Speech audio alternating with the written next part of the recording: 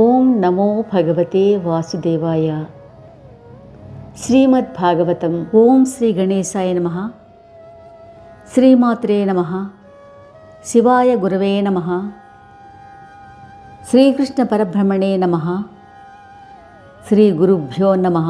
వేదవ్యాసం స్వాత్మరూపం సత్యసంధం పరాయణం శాంతం జితేంద్రియక్రోధం సశిష్యం ప్రణమామ్యహం.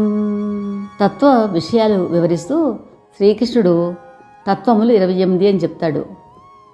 కొంతమంది ఋషులు కొన్ని విధాలుగా చెప్తూ ఉంటారు. కానీ ఋషులు చెప్పింది ఏది కూడా అసత్యం కాదు.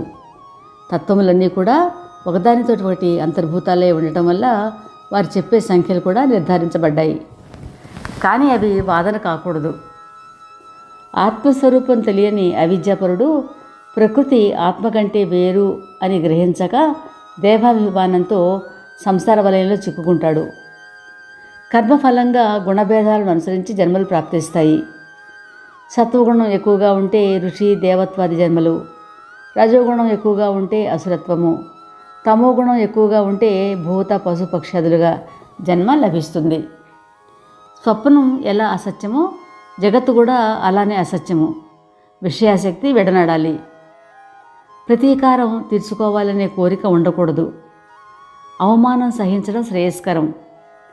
కష్టాలు సహించి పరమాత్మని శరణు కోరి తనకు తానుగా ఉద్ధరించుకోబడాలి అని మనకు తెలుస్తోంది నిన్న విన్న కృష్ణ ఉద్ధవుల సంభాషణ ద్వారా. ఇక ఈరోజు భజే వ్రజైకమండనం సమస్త పాపఖండనం స్వభక్త చిత్తరంజనం సదైవ నందనందనం సుపించగుచ్చమస్తకం సునాదవేణుహస్తకం అనంగరంగసాగరం నమామి కృష్ణనాగరం. శ్రీమద్భాగవతం 11వ స్కంధం 23వ అధ్యాయం. తిరస్కారాన్ని సహించగల ఉపాయాలు. ఉద్ధవుడు అడిగిన దానికి గోవిందుడు ఇలా చెప్తున్నాడు. హే ఉద్ధవ, ఈ లోకంలో దుష్టవచనాలను సహించి బాధతో మనసుని సమాధానపరుచుకునే ఏ సాధువు ఉండడు.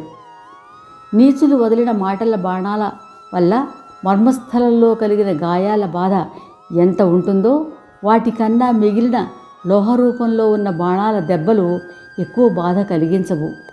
అయినా అటువంటి దుఃఖాలను సహించే ఉపాయం చెప్తాను. ఈ సందర్భంలో ఒక దృష్టాంతం చెప్తాను, విను. అవంతి నగరంలో ఒక బ్రాహ్మణుడు ఉండేవాడు. ఈ బ్రాహ్మణుడు వ్యవసాయం మరియు వ్యాపారం చేసేవాడు. అతను చాలా కోపిష్టి మరియు మహాకాముకుడు. అంతేకాకుండా పరమ లోభి. ఈ లోభి బ్రాహ్మణుడి వల్ల అతని మిత్రులు, బంధువులు, భార్య, పుత్రులు ఎవ్వరూ సంతోషంగా ఉండేవారు కాదు. కాలాంతరంలో ఆ బ్రాహ్మణుడు కూడబెట్టిన ధనమంతా నష్టమైపోయింది. ఆ ధనం పైన ధ్యాసతో ఆ బ్రాహ్మణుడు మహాచింతాగ్రస్తుడయ్యాడు. అప్పుడు అతడు ధనమే అన్ని కష్టాలకి మూలం అని తెలుసుకున్నాడు. దొంగతనం, హింస, దంభము, అబద్ధమాడడం, కామక్రోధాలు, ఈ 6 దోషాలు ధన సంపాదనలో ఉన్నప్పుడు కలుగుతాయి. అభిమానము, మదము, భేదము, క్రోధము, అవిశ్వాసము, స్పర్ధ అనే దోషాలు ధనం సంపాదించాక కలుగుతాయి. అందుకని అనర్థరూపమైన ఈ ధనాన్ని కోరుకునేవాడు మాత్రమే ఇలా సంపాదించాలి. ఈ విధంగా ఆ బ్రాహ్మణుడు ఆలోచించి సన్యాసి అయ్యాడు. అతడు మనస్సు, ఇంద్రియాలు మరియు ప్రాణాన్ని వశపరుచుకొని భిక్షుకుడిలా భూమిపైన సంచరించసాగాడు. ఓ ఉద్ధవ, ఈ అతివృద్ధుడైన అవధూత భిక్షకుడిని చూసి దుష్టజనులు అనేక విధాలుగా అతడిని తిరస్కరిస్తూ కష్టపెట్టసాగారు. అతని వద్ద ఉన్న త్రిదండాన్ని ఒకరు లాక్కుంటే ఇంకొకరు అతని కమండలాన్ని లాక్కున్నారు. మరొకరు ఆ బ్రాహ్మణుడి చిరిగిపోయిన భుజం మీద కండువా లాక్కున్నారు. అతను భోజనం చేస్తూ ఉంటే ఆ పాపులు అతని శిరస్సు పైన మూత్రం పోసేవారు మరియు కఫాన్ని కక్కేవారు. అయినా ఆ భిక్షకుడు మౌనవ్రతాన్ని పాటించేవాడు. అతని చేత ఎలాగైనా మాట్లాడించి మౌనవ్రతం భంగం చేయాలనుకున్నా అతను ఏమీ అనేవాడు కాదు. అందుకని వాళ్ళు అతన్ని కొట్టేవారు. కొంతమంది వీడు దొంగ అనుకుని అతన్ని కొట్టేవారు. ఇంకొంతమంది వీడిని కట్టిపడేయండి అనేవారు.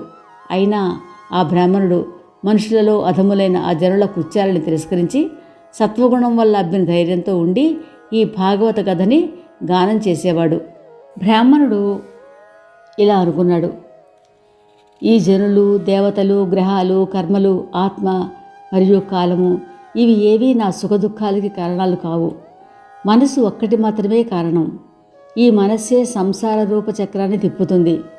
మనసుని జయించకపోతే అన్నీ వ్యర్థమే అవుతాయి. స్వధర్మ నియమము, ఆచారము, కర్మ, విద్యాధ్యయనము, ఉత్తమ వ్రతము మొదలగునవన్నీ మనసుని జయించడానికి ఉపాయాలు. ఇలా నిశ్చయించుకుని పరమయోగం ఒక్కటే మనసును నిగ్రహించుకునేందుకు మార్గం అని తెలుసుకున్నాడు. ఎవరి మనసు స్థిరంగానూ మరియు శాంతంగానూ ఉంటుందో అటువంటి వాడు దానాదులు ఏమీ చేయ అవసరం లేదు. మనసు సమాధిలో స్థిరంగా ఉంటే చాలు. ఎవరి మనస్సు వికలమైపోయినదో మరియు సోమరితనంతో కూడి ఉందో అటువంటి వాడికి దానాదులు మరియు జపాలతో ఏం ప్రయోజనం?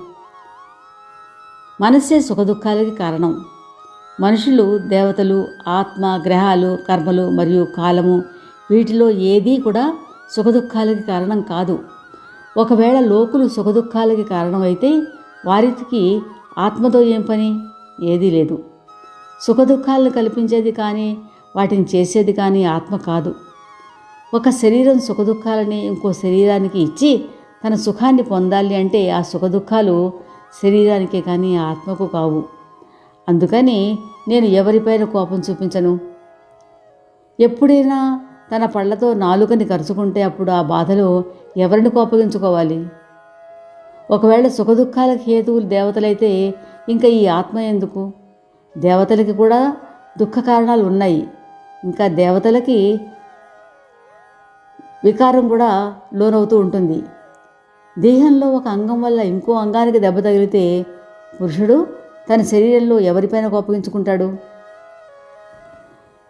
ఎవరైనా ముఖంపైన చేతితో కోసుకుంటే మరి ఆ ముఖానికి దేవత అగ్ని, చేతికి దేవత ఇంద్రుడు అంటే ఆ బాధ వారు చేసిందే కదా. అంటే అహంకారం లేని ఆత్మకి ఏదీ అంటుకోదు. ప్రకృతికి పైన ఉన్న దేనికి ఏ విధంగానూ సుఖదుఖాలతో సంబంధం లేదు. అహంకారం అనేది సంసార రూపం. దీనివల్లనే సుఖదుఖాలు కలుగుతాయి అని ఎవరు అనుకుంటారో వారికి భయం ఉండదు. అందుకని నేను పరమాత్మయందే చిత్తాన్ని లగ్నం చేసి ఈ సంసార సముద్రాన్ని దాటుతాను. పూర్వం మహర్షులకి ఏ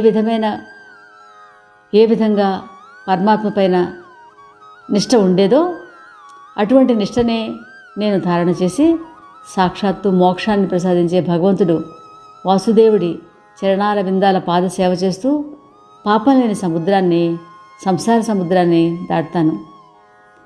శ్రీకృష్ణ భగవానుడు ఇలా చెప్పాడు.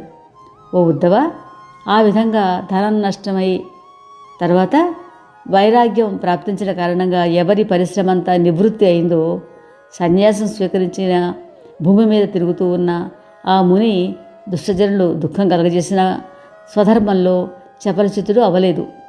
అందువల్ల ఓ ఉద్ధవుడా, నాలో లగ్నం చేసిన బుద్ధితో నువ్వు అన్ని విధాల మనసుని వశం చేసుకో. ఇదే యోగ సంగ్రహము, మూలస్వరూపము. దీనివల్ల సుఖదుఖాలు లేనటువంటి అన్ని ద్వంద్వాలు కూడా నివారించబడతాయి.